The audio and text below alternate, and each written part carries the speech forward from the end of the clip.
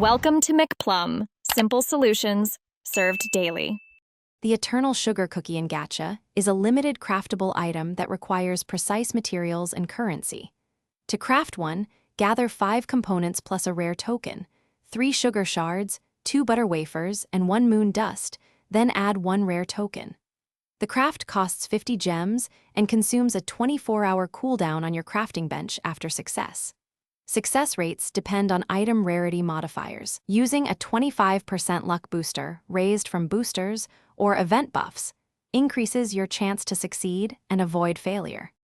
Begin at the crafting bench interface and place the 5 required components into the 5 input slots. First slot 3 sugar shards combined as a bundle, second and third slots 2 butter wafers, and the last slot 1 moon dust. Insert your rare token into the designated token slot and confirm the 50 gem cost to initiate crafting. If you have a 25% luck booster, apply it now to increase success probability. Press Start Craft and monitor the progress bar.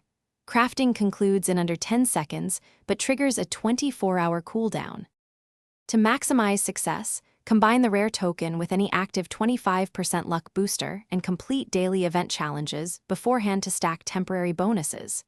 If your craft fails, note that all ingredients are consumed.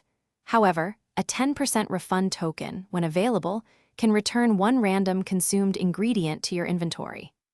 After a successful craft, the Eternal Sugar Cookie is equipable and grants a permanent 3.5% experience gain when worn in the accessory slot. Trade policies vary. Some servers allow transfer. Thanks for watching. Stay juicy and subscribe.